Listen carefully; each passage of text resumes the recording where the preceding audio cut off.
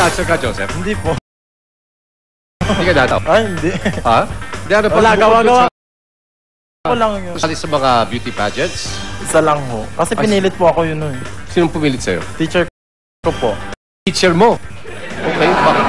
So, ano mong nakita niya sa'yo at sinabi nga niya, naisip niya, dapat kang sumali ng beauty pageant?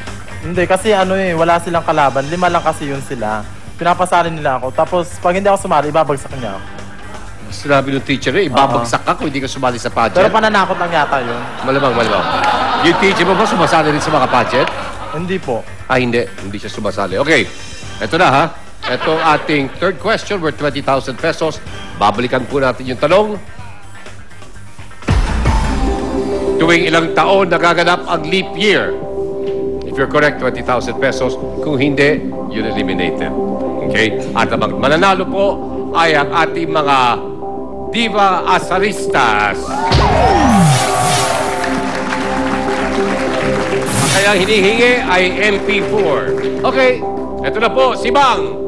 Ang sagot po kasi ni Joseph ay nagaganap ang leap year every 10 years. Yan ba ay sapol o sablay? Sablay! Sablay! For 20,000 pesos! Sablay! Okay, sablay!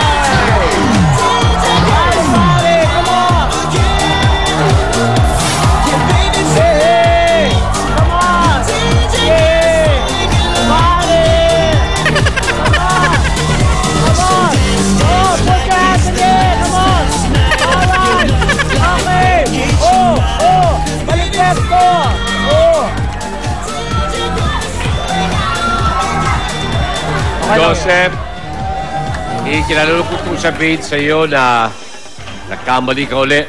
Of course, ang leap year ay nagaganap tuwing 4 years kasi every 4 years, ang kalendaryo ay nadadagdagan ng 1 year. Ang next leap year po natin ay in the year 2012. Still, meron kang iuwing 5,000 pesos. At mga kaibigan, nanalo po ating mga Diva Azarista na kanilang mga hinihinging MP4! Yeah! Oh! Yes! Yes! Yes!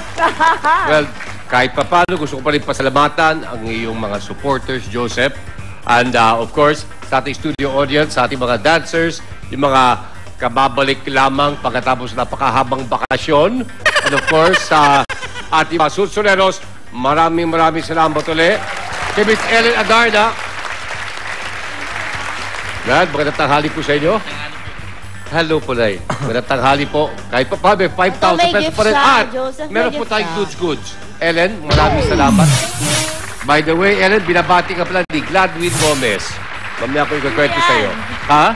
Gusto ka niyang makilala. Okay. Okay, pero sige. sinabi ko sa kanya, masyadong busy ang schedule mo. Mga kaibigan, sa aming papabalik, may bago tayo namang bida na maaring manalo ng 950,000 pesos. Ating makakasama mamaya si Tomas bilang kapilang kontra dito sa Azar.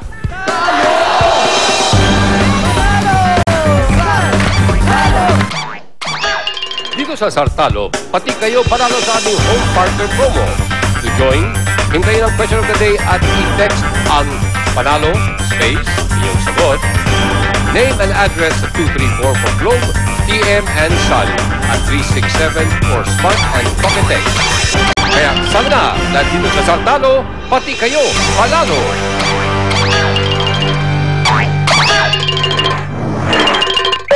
Iba't ibang mga opinion